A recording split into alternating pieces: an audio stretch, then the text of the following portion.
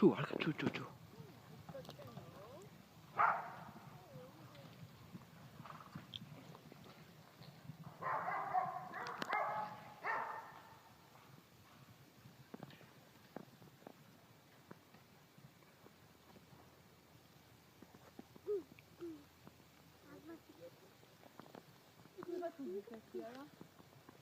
Heute ja, ich glaube.